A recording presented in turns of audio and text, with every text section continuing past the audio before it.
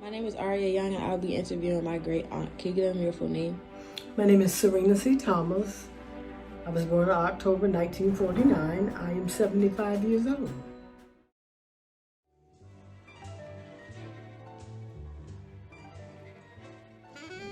My mother is from a small town in South Carolina, Bennesville, South Carolina.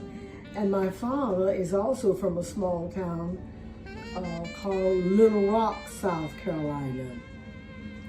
And my parents my mother moved to Dillon, and my father moved to Dillon, I suppose after they were married.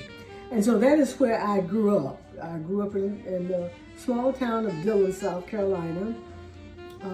I attended an elementary school called Maple Elementary School, and from there I transitioned to Gordon High School, and I graduated from Gordon High School in Dillon, South Carolina in the year of 1967.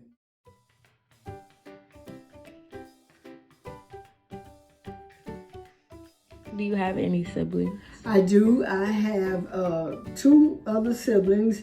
My oldest brother, his name is Tyrone Thomas. He is deceased.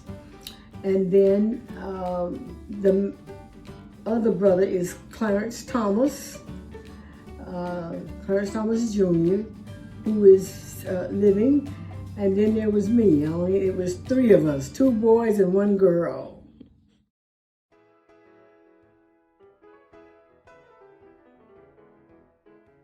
Where were you raised and how was it like? I was raised in Dillon, South Carolina, and during that time, most of that time was spent during the civil rights movement. So I have lived and went through the civil rights movement, going into segregation, and then on into integration, and moving forward, things were a little bit better.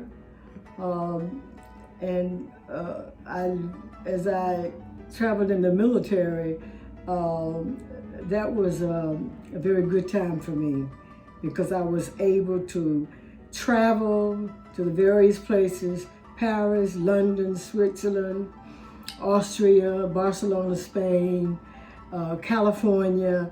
And so that was a very exciting time for me.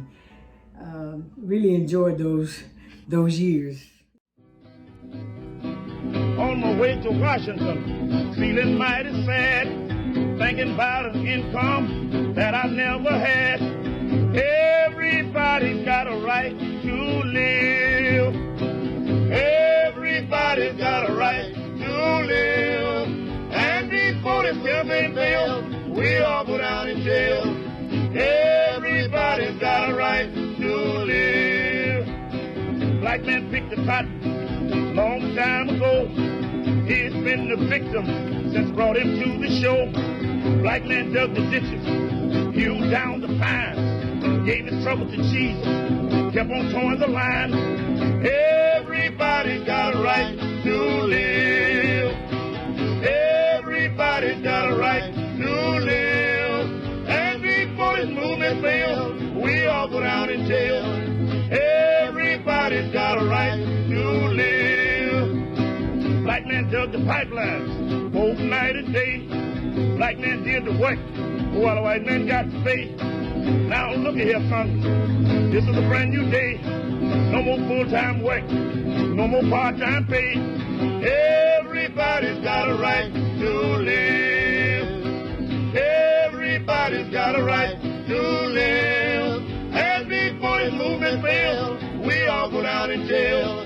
Everybody's got a right to live. Yeah. I want my share of silver. I want my share of gold. Want my share of justice. Kill my dying soul. Black men dug the ditches long time ago. He's been the victim since brought him to this show. Everybody's got a right to live. Everybody's got a right to live. And before this movement fails, we all go down in jail. Everybody's got a right to live.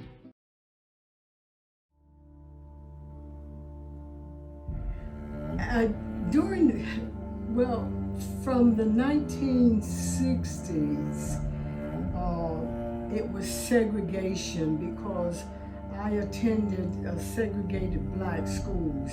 So all the churches and libraries and all of those things were segregated at that time. I didn't enter integration until 1967, I think it was. Then integration took effect, and so we were able to go into restaurants and places like that. But early on, it was segregation, Jim Crow South.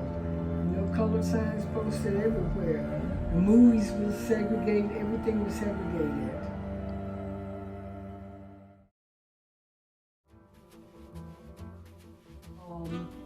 Things were a little bit better.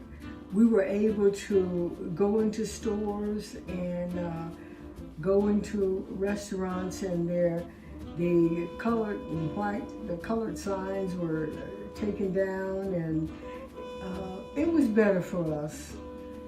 As I remember, yeah, it was better.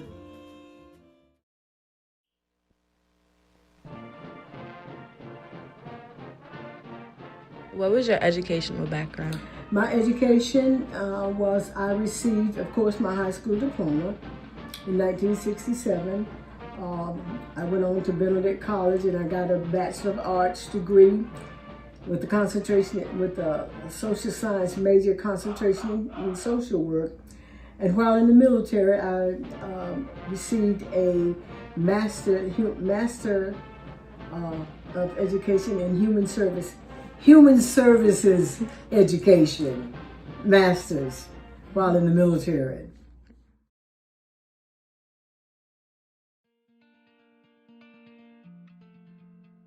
Can you state some of your occupations? Yes. While I was in the military, I worked as a substance abuse / mental health counselor, and also with the state of South Carolina, I worked as a substance abuse counselor. I became a certified substance abuse counselor. And in the state of Georgia, I worked also as a substance abuse counselor. I have lived in Columbia, South Carolina, and I have lived in Savannah, Georgia from 1988 up until 2018. And in 2018, I moved to Jacksonville, Florida, and that is where I presently reside now.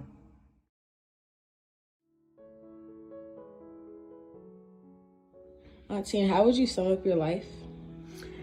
My life has been wonderful. When I look back over it, I have accomplished all of the goals that I set out to accomplish. I have grown in all spheres of my life, and it has been wonderful. I don't think I would trade it for anything.